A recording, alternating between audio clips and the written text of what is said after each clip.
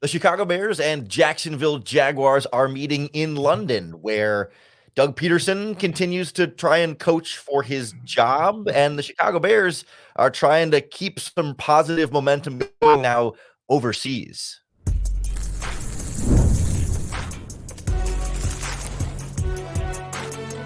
You are Locked On NFL Crossover, part of the Locked On Podcast Network. Your team every day. Welcome into this crossover Thursday, Locked On Bears, Locked On Jaguars podcast. I'm Lauren Cox from Locked On Bears alongside Tony Wiggins from Locked On Jaguars, getting you ready for the first game of the NFL Sunday this week. It'll be an early morning for both of us, waking up and watching some football, but hey, I love it. First thing in the morning. Our Crossover Thursday podcast is presented by Prize Picks. Download the app and use our promo code LOCKEDONNFL to win $50 instantly when you play 5. Tony, for this Jaguars team, it feels like we're kind of at the point where everything feels big picture for them, right? Like, yes, every game matters, but also it feels like big organizational direction stuff. Doug Pederson maybe saves his job with a win over the Colts last week. Again, win and loss determining whether he'll keep another week, or is there more stability here than we think? I do think the seat got a little bit cooler. And part of that is because they play 2 rookie quarterbacks. They're going to be in London for 2 weeks, and they play 2 rookie quarterbacks. I was talking to Ross Jackson this morning, Locked On NFL, Locked On Saints, and he said that's a double-edged sword. And he really brought that up to me, and he's right. Because now the expectation is they're going to win both of those games. If they don't win both of those games, especially against the Patriots, that seat's going to turn up and be hot again. It's just like reheating the grease. It's like you turn the grease off and then you come back the next day and you turn it right back on. And all you got to do is wait for it to heat 350, and then you drop Doug Pederson and then he starts frying. And that's what it's like, man. So it is, unfortunately, right now when you start out 0-4 and you have a nationally televised game against Buffalo where you look like you didn't even get off the plane, you put yourself in a precarious position that every single game is now going to be, is this the one? Is this the one? And they're used to it though. They're a team of streaks. They've had 2 consecutive years before this one. And this year started off the same way, where they're either really good or really bad at the beginning. And then they're either really bad or really good at the end. So this team psychologically is used to having to play on the edge. It's just that now the stakes are a little bit higher. I do want to get into some of the specifics of this game, but real quick on the coaching thing, do you think the Jets firing Robert Saleh has any impact on this, in the sense of the Jaguars either makes it easier to fire your coach because you're not the first, or maybe harder to fire your coach because somebody else has already done the firing, so you don't want to be in that same boat as them?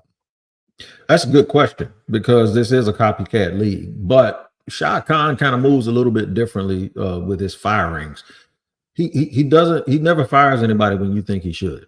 He is very, very extremely patient. So from a coaching standpoint and from a managerial standpoint, who he has been is actually favorable to coaches, because he also, with the exception of the very second year that he took over the team, they've never cleaned house. Every time they fire somebody, they kept little crumbs from the previous administration. And that's been one of my criticism of him. So he's been very, very slow to fire and fast to spin. So you would think that any real competent GM or real competent coach would like those situations.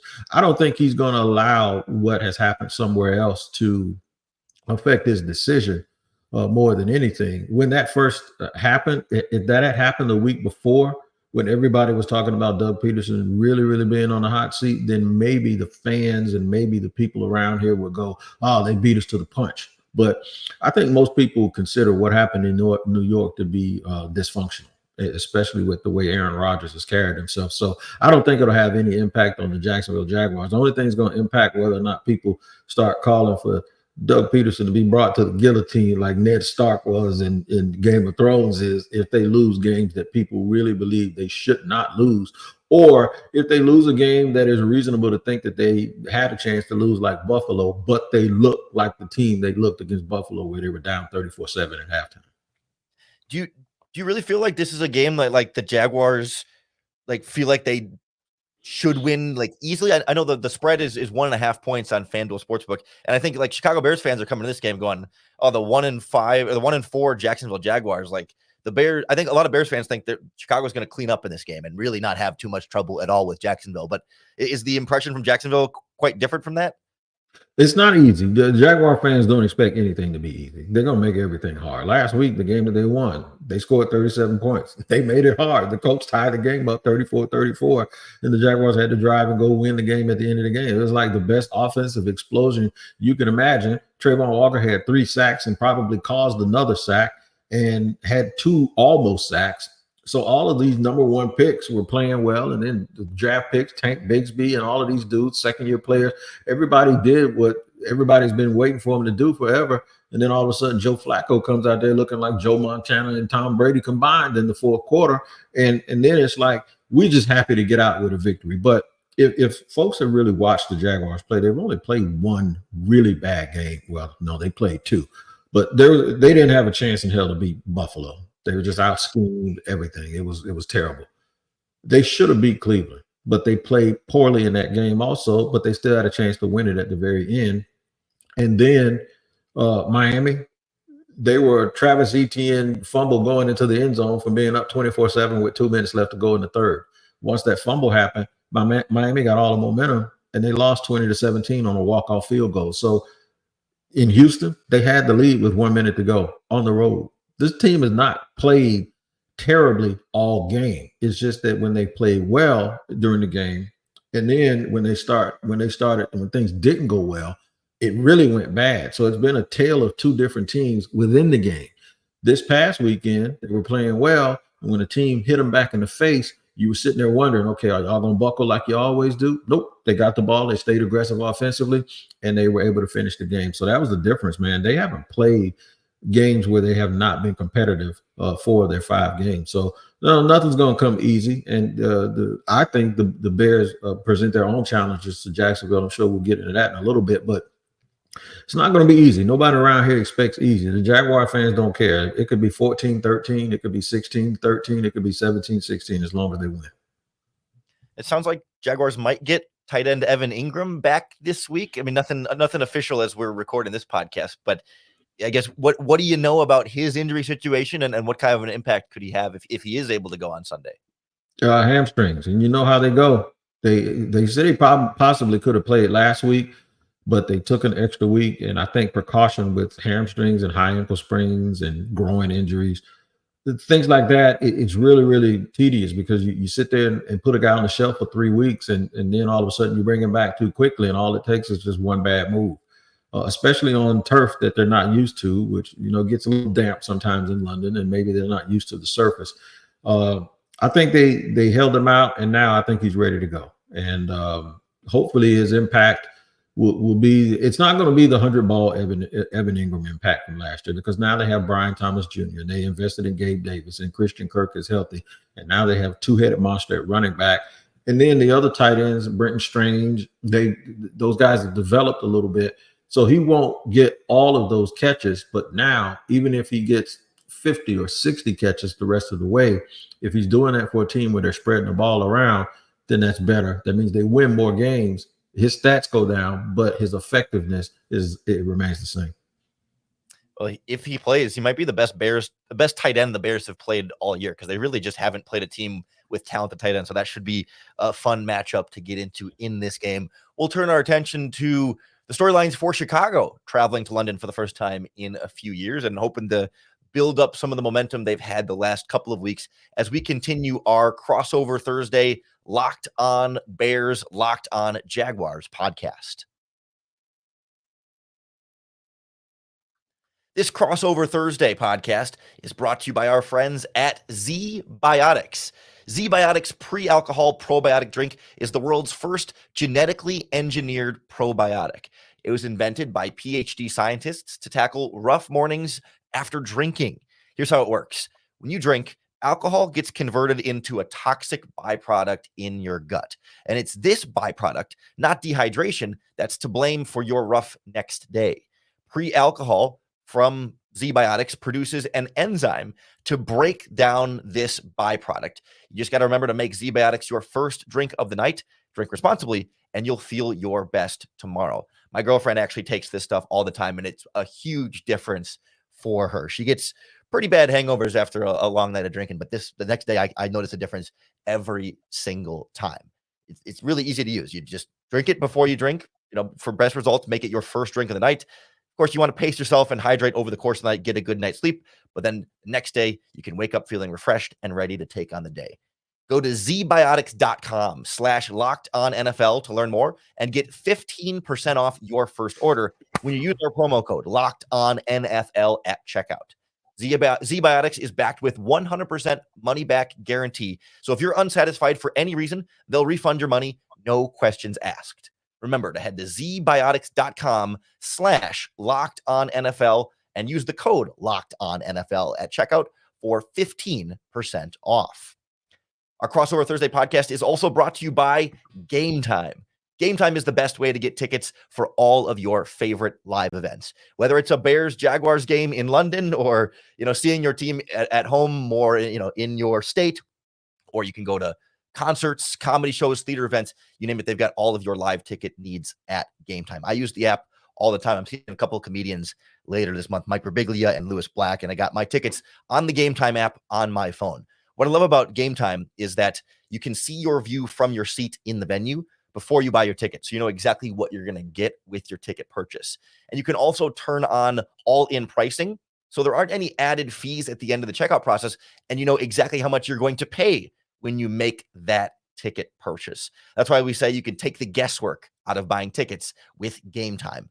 Download the Game Time app and use our code LOCKEDONNFL for $20 off your first purchase. Terms apply.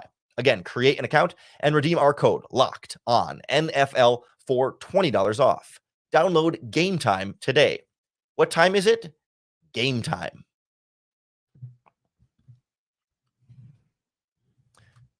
All right, as we continue our Crossover Thursday, Locked On Bears, Locked On Jaguars podcast, Lauren Cox and Tony Wiggins with you here.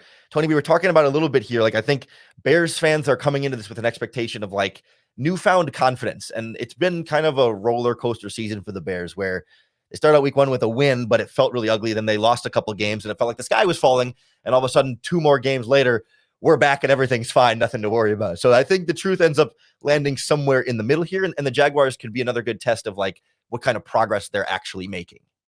Yeah, they could be a good test. And I was going to mention that I've been on Locked On NFL. I've been doing this sort of Caleb J. Daniels watch. And I think comparison sometimes can ruin stuff because I hate that one got to go type stuff or you got to pick one. If you put 4 people in front of me and tell them I got to pick one, they're all pretty great, right? So why would I have to diminish 3 people just to pick one person? I think they're going to be tied at the hip. So I've been trying to take a positive look and a positive spin on it. And what I've noticed is Caleb had all of these expectations and the Bears fans, I think, kind of thought that this ship was just going to be righted right away. I think CJ Stroud kind of ruined that for a lot of these young quarterbacks coming in that he had so much instant success early. I think the Bears helped him out a little bit by turning to the run and by simplifying things a little bit with him and trying to coach out of him. You don't want to take all of that improvisation away, but even Superman was Clark Kent most of the time. He was only Superman when he had to be. And I think what that young man is now doing is taking a little bit more measured approach to the way he's playing football. And instead of worrying about the big plays and the touchdowns, he's focusing on first downs and ball possession. And now that's going to open up all these other things. And he made a pass the other day where he looked off and then he turned back and he saw DJ Moore for a touchdown. And when I saw it from behind him, I saw the replay from behind him. You saw a kid you almost could say he said, there it is. And he just let the ball go. When that light comes on and he starts to feel that way, I really, really think it's going to be better for him. And I credit the staff with doing that. And also credit the veterans around him, because when you get a kid like that, it would be easy for DJ Moore and some of these other cats and Rome Dunes, who was picked so high, especially with the Dunes watching Brian Thomas Jr. and Malik Neighbors. It could be real easy for dissension to set in, but the Bears haven't allowed that to happen. And I think that's a credit to the organization and how they've used it. Yeah, I think they saw enough of the flashes in practice, throughout rookie minicamp, OTAs, minicamp, and training camp to where the the belief was built up in Caleb Williams from his teammates throughout that whole process, to where if he comes out in the regular season and struggles some the way he did at first, like, the guys already knew a lot of what he was capable of, not just from having seen his college tape, but actually like seen him make plays in practice that maybe get unfairly compared to Patrick Mahomes, but in that style of, improvisational quarterbacking that gets you excited about what the kid can do if he can actually unlock it and do it in regular season games. And you're right that this past week against the Panthers was really like that proof of concept. Like, oh yeah, there it is. Like it clicked. He could look off a safety. He was changing plays at the line of scrimmage. He was updating protections. He would check to, like there was a blitz coming and he checked to an RPO and threw away from the blitz. Like all the little things that you don't necessarily fully expect a rookie quarterback to do 5 weeks into his rookie season, he's been able to do it. And it's been sort of that steady incremental growth from week 1 to week 5, where every week it feels like he adds one other layer to his game. And against the Panthers, it was really being able to connect on those deep passes downfield. Early in the season, they took those shots, but they would just be, a yard or two off here or there, trying to get on the same page with everybody. When it's 40 yards downfield, those are really, really difficult balls to place perfectly. But you mentioned that touchdown to DJ Moore. Like, that's right in the breadbasket without even having to look at Moore until 2 seconds into the play, because he already knew where he was going to go and where he needed to put the ball once he moved the safety out of the way. Yeah, man. I mean, when they get it and you see it and you see them get it, it's almost like seeing a kid ride a bike without training wheels for the first time. You're like, there he goes, he's gotten it. You know what I'm saying? But I don't think most people realize this. And I know quarterback coaches and former quarterbacks might disagree with me. This is just my 48 years of experience watching football. If you go to practice, there's very few quarterbacks, if they got 4 or 5 guys, even in college, there's very few guys that you can tell in skeletons, the difference. You really can't. There's some dudes when the ball comes out, the ball just jumps off their hand. Most of whether or not they're going to be good players happens when the action is fast, and their ability to process and their ability to be in the moment and not shrink and to be able to stay calm. And that's just having confidence in your ability.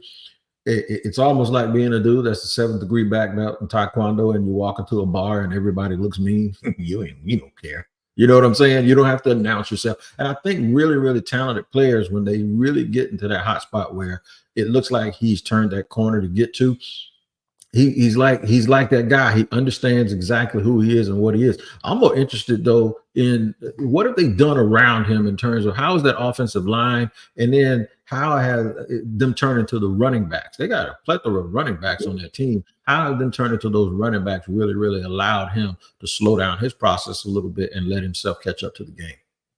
Yeah, the big story of this Bears offense, other than Caleb Williams, which is obviously always the biggest story, has been the offensive line all year, and they've kind of lived and died by what level of support they've been able to give Caleb Williams, both in the running game and also in pass protection.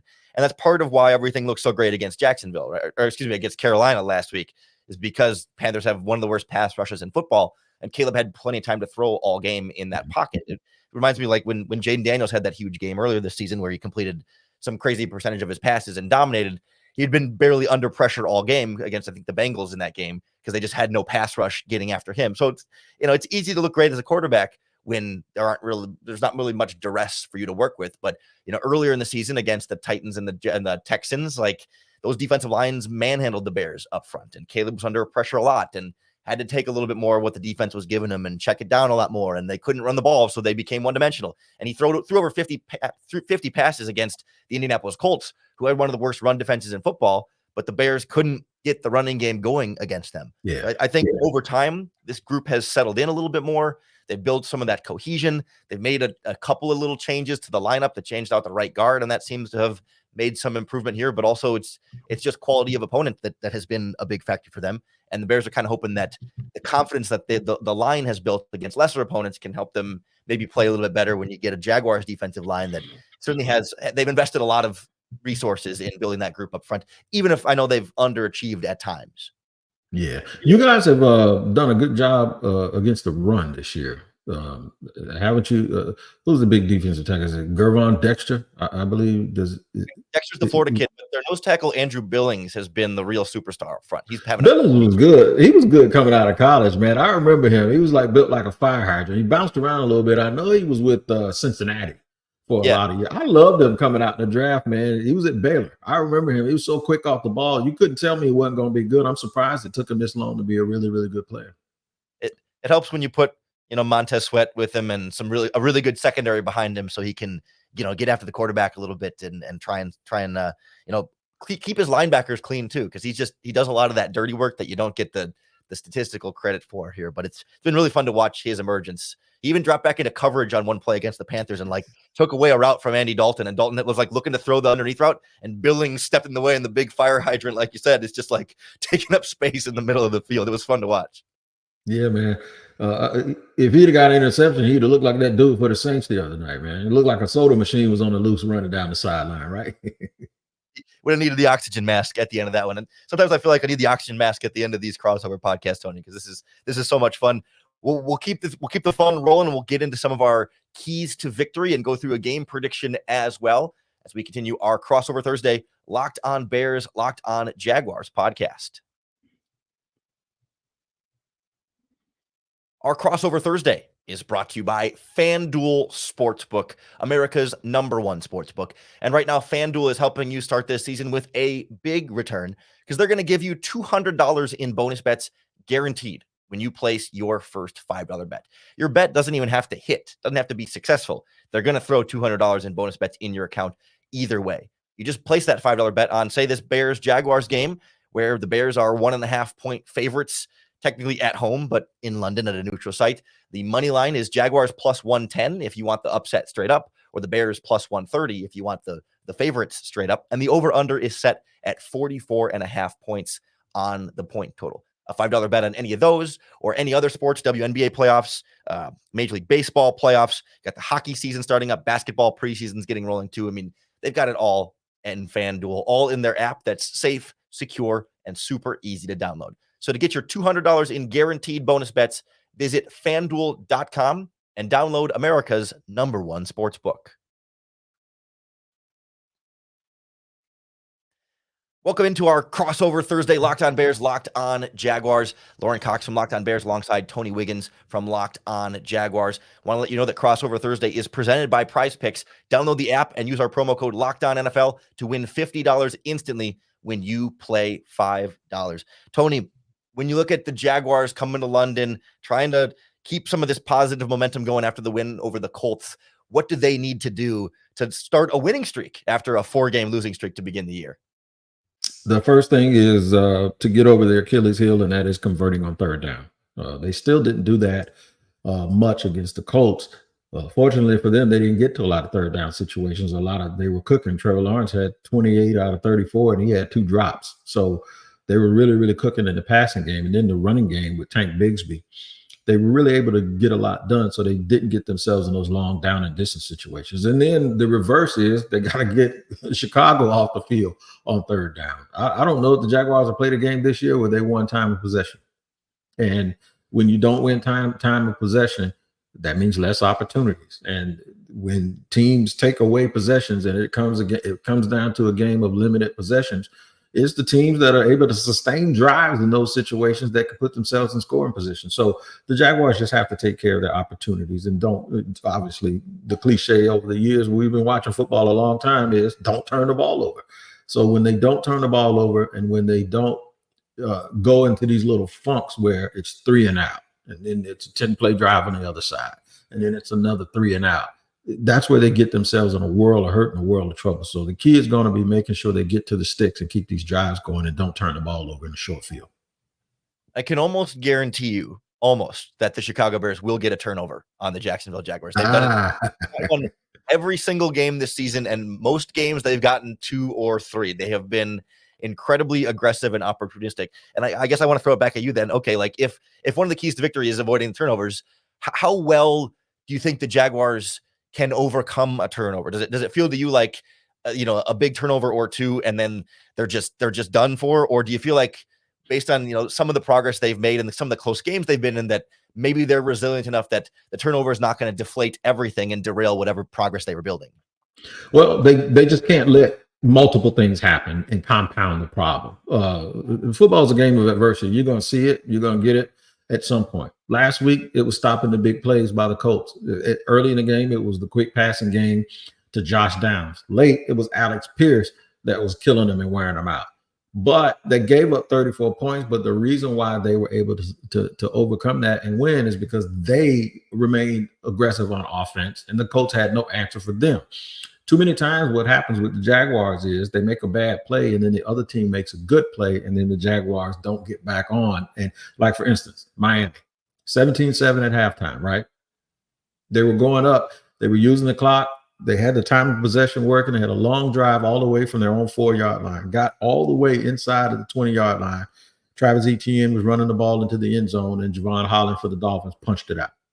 Dolphins took over right there on the 20-yard line because it was a touchback.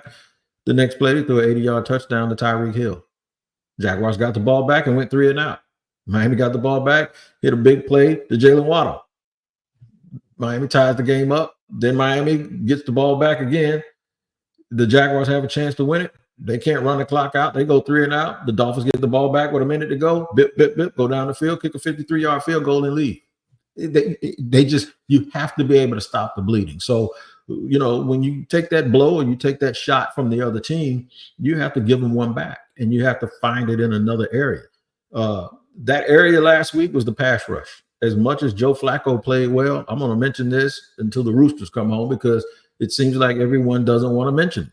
Trayvon Walker had 3 sacks and caused the 4th sack and also had a forced fumble. Trayvon Walker has 9 sacks in his last 10 games. So for all the Aiden Hutchinson fans, that's fine. He's a great player. But don't act like this kid is a bust, because if I told you that the last 5 games of last year, he had 10 sacks last year, but the last 5 plus the last 5 this year, in those 10 games, he has 9 sacks. And he's one of the best run defenders in the league. That kid needs to get some recognition.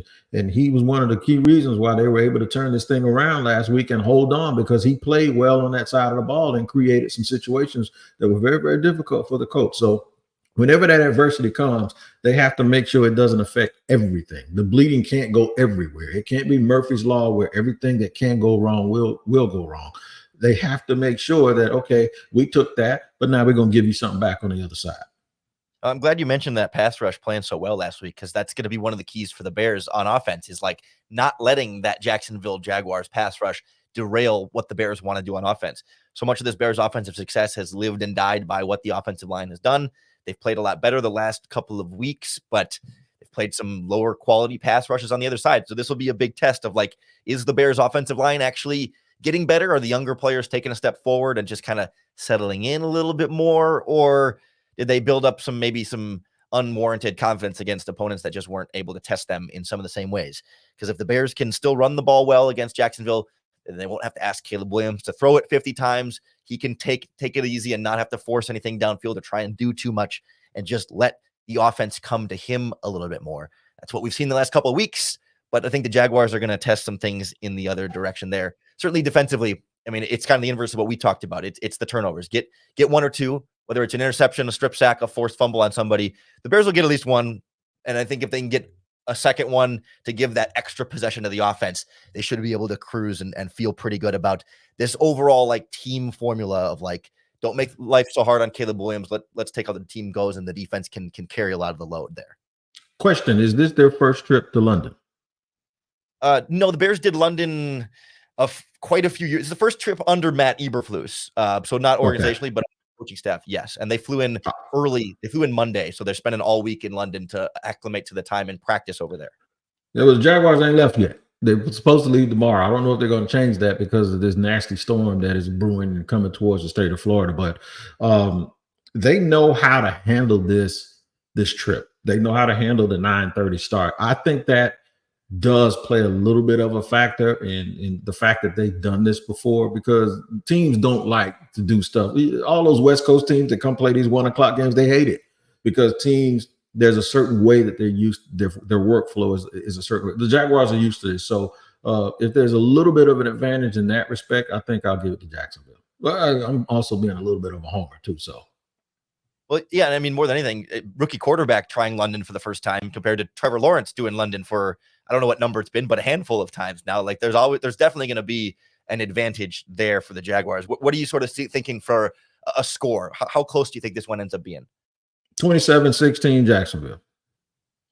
I was going to say the exact opposite. I was going to say 27-17 Bears. So this is going to be a fun one to see which one of us is closer here on the final score and how much the London factor plays a role in here. But Tony, it's been a lot of fun doing the crossover with you. I appreciate everyone who's tuned in and made Locked On Bears or Locked On Jaguars their first listen today and hopefully every single day. If you're looking for a second listen, you can always check out Locked On NFL, where Tony Wiggins brings our local Locked On NFL experts into the barbershop each and every day. But come back tomorrow and make Locked On Bears or Locked On Jaguars your first listen once again, and we'll make sure that you are all set for game day on Sunday, and then we'll break it down for you on Monday's podcast as well. So thanks everyone for tuning in, and we'll talk to you again tomorrow.